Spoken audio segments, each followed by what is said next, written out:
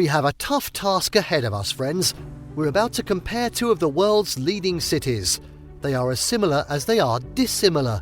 Both offer award-winning dining, shopping and sightseeing delights. There's truly no place like New York City. Meanwhile, London stands stoic and proud across the pond, rich in history and traditions, also a sight to behold. In this video, we're going to be taking a look at London versus New York. Before we begin, make sure to subscribe to our YouTube channel for more awesome travel guides, and make sure you hit the notification bell so that you know when we publish a new video. So now let's cut to the chase. 1. Budget. Mind if we get the money issues out of the way first? Truth be told, both of these cities have a bad rap for being expensive. While that's mostly true, where there's a will, there's a way, and we're going to discuss those ways. Personally, I'm less than inclined to stay in a hostel in off-the-beaten-path cities. But in big cities like New York and London, you can find beautiful little oases. That's one way to save. We're also going to talk flying off-season because, let's face it, in vibrant cities like these, there's really no bad time to go. New York, 6 out of 10. In a city that never sleeps, it's difficult to nail down the off-season. Plus, there's really no bad time to be there. Christmas is magical. Spring in Central Park is meditative. As for the fall, well, there's a reason they host New York Fashion Week in the fall. The city is transformative. Summer is a little less appealing. You're sweaty, it's congested. Still, that doesn't stop anybody from making the most of those rooftop bars and glowing city sunsets. The slow season is short, if it exists at all. You might catch some good deals between January and March, as long as you get out of there before St. Patrick's Day. Like London, you're going to find hostels here that are shockingly clean and affordable enough to allow you to splurge on an afternoon at Bloomingdale's with the money you save. There are plenty of people looking to offset the exorbitant NYC rent prices with a room for rent. You just want to make sure you don't wind up in Queens or the end of Brooklyn. If you're going to New York, stay in New York. That's going to hurt your budget a little bit, but you can still come in under $100. Really, on any trip, the $150 a day for meals is a fair price point. You can get away with the same amount in Manhattan. Best of all, you can simply do an NY bagel and coffee for breakfast, stretching your budget into that silk scarf at Saks Fifth Avenue or a steak dinner at Peter Luger's. Do the same with your list of attractions, like the Eiffel Tower. The Empire State Building is worth a gander, but much of New York City's glory is found in simple strolls around town.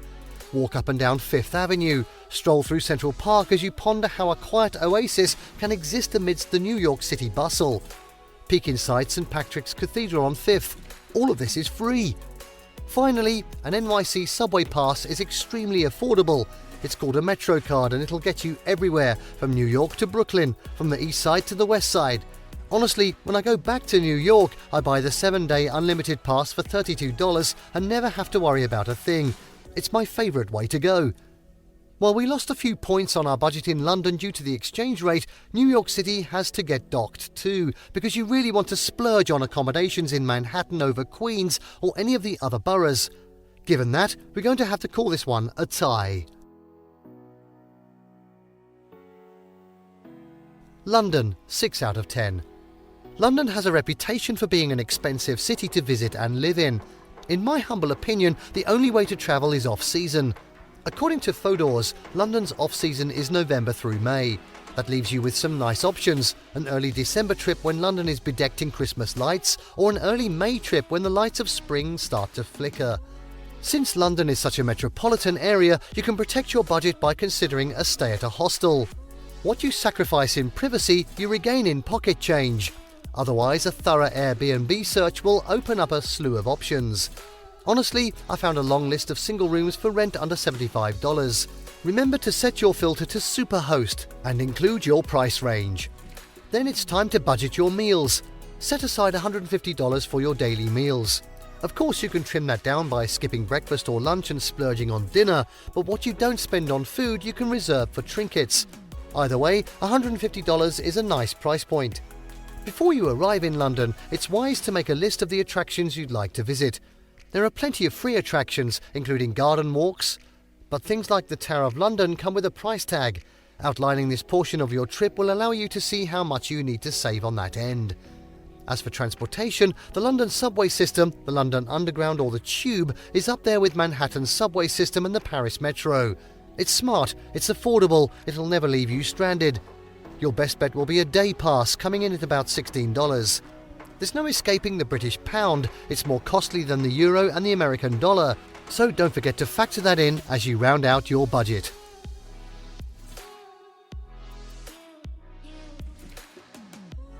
Two, weather. Alright, we had to slog through the budgetary items first. Unfortunately, no trip can exist without a little clink in your pocket. If you set aside a few paychecks and skimped on the local nights out on the town, you're ready to book your flights and pack your bags. Let's talk about what you need to pack. London, 7 out of 10. London can have pretty unpredictable weather. There are two things you'll want to pack and carry with you every day. The first is an umbrella. The second is a pair of sunglasses. Now you're ready to weather whatever comes your way. Next, let's talk extremes. London's hottest month is usually August, coming in around 90 degrees Fahrenheit, 30 degrees Celsius. Its coldest month tends to be January, clocking in at 30 degrees Fahrenheit or minus 1 degree Celsius. But you don't tend to see a lot of snow in London, unlike New York. Truthfully, you can get away with a smart coat, pants, a pair of boots plus a pair of walking shoes and call it a day. Both of these extreme months occur during the busy season, so you'll want to avoid them anyway. Pick a nice spring week or even a pre-Christmas weekend and you'll neither sweat through your toes nor freeze through your mittens.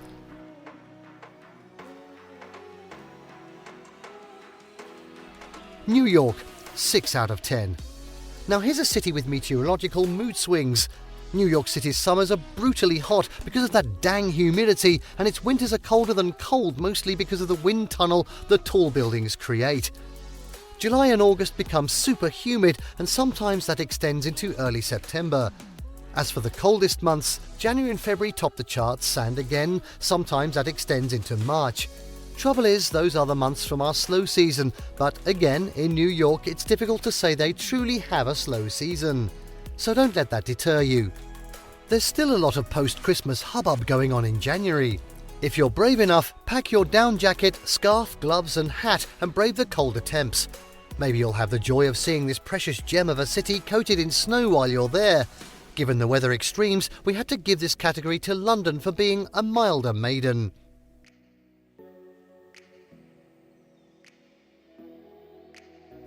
Three, safety. People tend to worry over crime in London and New York, but if you play your cards right and do most of your touring in the day, pickpocketing isn't a huge concern in these bustling cities. Forgo the backpack for a crossbody purse. Keep your wallet in your front pocket, not your back pocket. Try not to look like a tourist by looking up all the time. Pretend like you're walking with purpose. Pack your street smarts and you'll be just fine. Let's take a look at the best neighbourhoods in each big city. London, 8 out of 10. London is a little more spread out than downtown New York City. The first place I like to stroll is London's West End. This is where you'll find all sorts of picture-perfect spots, including Covent Garden, Soho and Leicester Square. You've also got your art galleries and wonderful little bistros to quiet down the noise and savour every secret. Stick around because Soho is also the place to be if you're looking for a little nightlife action. From the West End, you can walk up to Bloomsbury, where you'll find great little bookshops and tranquil streets. You might as well go and snap a pic or two of Kensington Palace from here. It's southwest of the West End, using the Piccadilly line. Then you might cross the famous Thames River and make your way to South Bank. There you'll wander up to the show-stopping London Bridge and consider taking a spin on the London Eye. Parts of the East End are slightly less reputable, especially Hackney and Shoreditch. And as for Soho, think of it like any other party central part of town. It can be reputable during the daylight and naughty during the night time. So play your cards right and don't plan to walk home from Soho in the dead of night.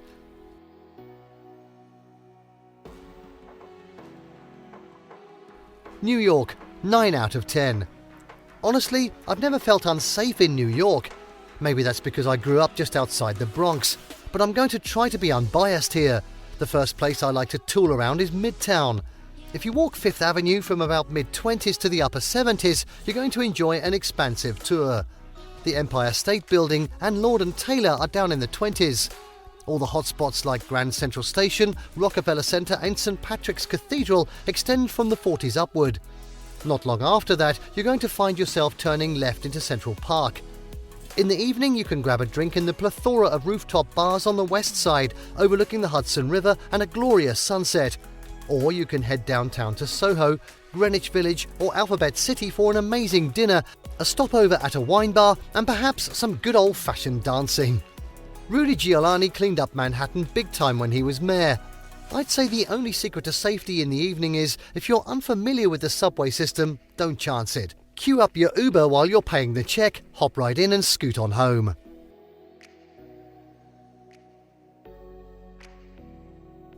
4. Food and drink.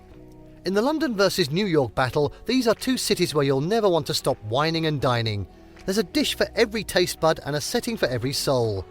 Great lunch and dinner spots are nice to plan into your daily schedule because it allows you to recharge, post an Insta-worthy pic and check in with loved ones. Here are some of the top picks in each metropolitan platter. London, 10 out of 10. If you're like me, you're going to gravitate toward the West End. While you're in Covent Garden, check out the Barbary. I know it's not cool to eat an early dinner, but that's pretty much the only way to get into this delectable delight. Go out of your comfort zone here and savour their naan bread and charred octopus. Honestly, there's not a bad item on their menu. If you can't foresee an early dinner and you're here after 6, check out the nearby Neal's Yard. It's a twinkling hidden courtyard with a wonderful Mediterranean menu. Since Soho is where it's at come evening light, another great stop is Kiln.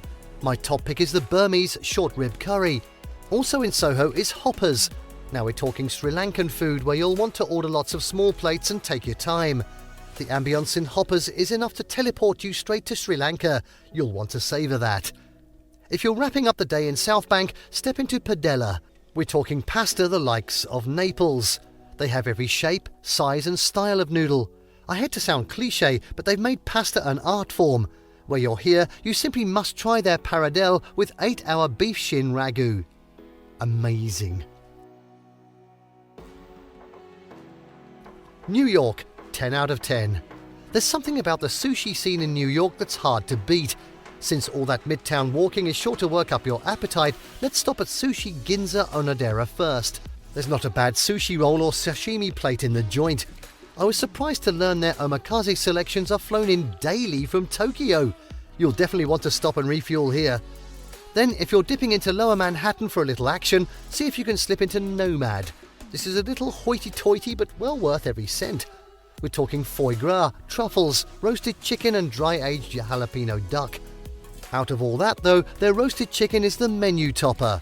Sip on a cocktail, indulge in a glass of Chateauneuf de Pape and be glad you saved your food budget for this spot. Of course, if you're in New York, you can't leave without a slice of pizza. Honestly, dip into any old pizza joint in town and enjoy your slice and stroll. But like the sushi scene, we need to discuss the steakhouse scene. Peter Luger's is world-renowned out in Williamsburg, Brooklyn. Del Frisco's is another one over on 6th Avenue. Smith & Wollensky is well worth sinking your teeth into on 3rd. But I'm kind of a fan of Keen's in Chelsea.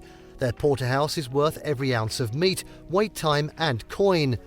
Also, it has a really spectacular feel with all the dark woods and not one, but 2 fireplaces.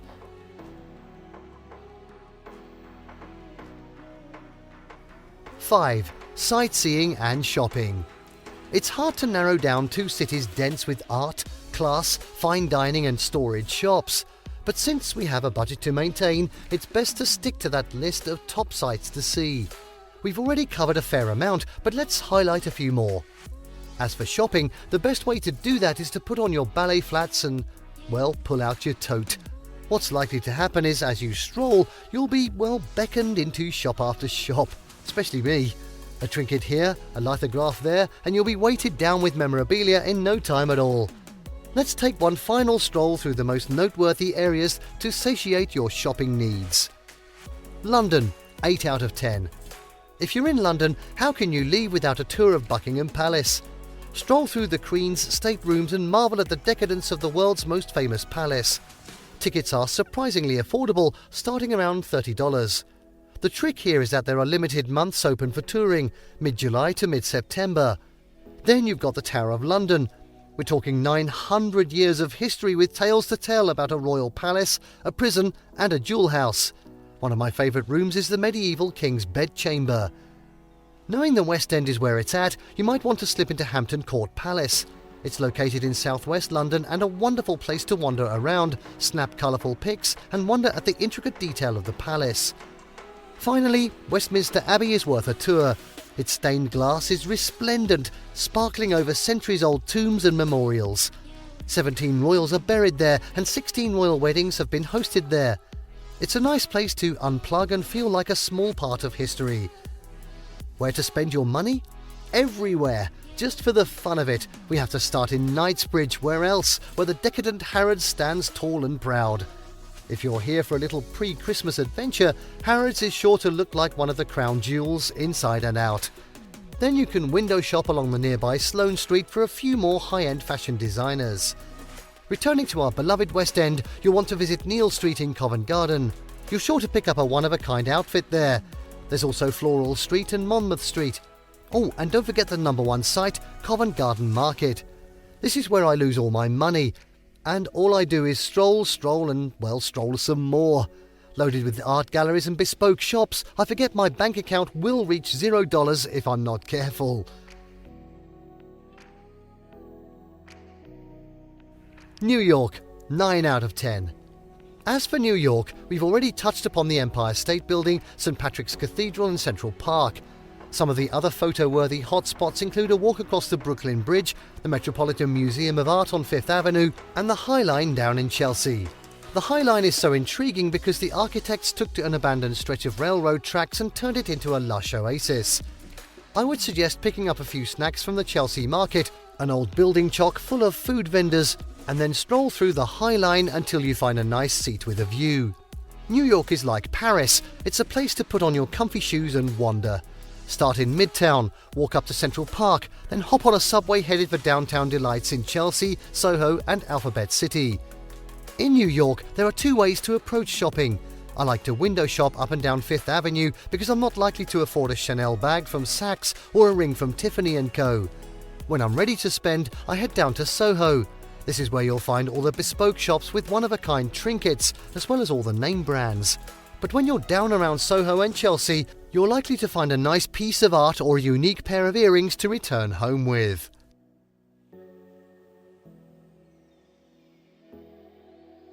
And the winner is... wow! New York won by 1 point, unintentionally. But is there really a winner when you're comparing 2 flawless diamonds? Rather, it might come down to a matter of taste. Do you want the pink diamond or the yellow diamond? In my mind, London is the pink diamond. It's demure, it's steeped in history, it's a gateway to the rest of Europe. New York, however, is that bright, shining yellow diamond. It's vibrant, it truly never sleeps. It's a spectacle for the eyes that will never leave your soul. Whichever one you choose, give yourself 5 months or so to save up a healthy budget and then soak it all in. Maybe I'll meet you on the streets of New York someday. Until then, I wish you the safest of travels and the happiest of memories.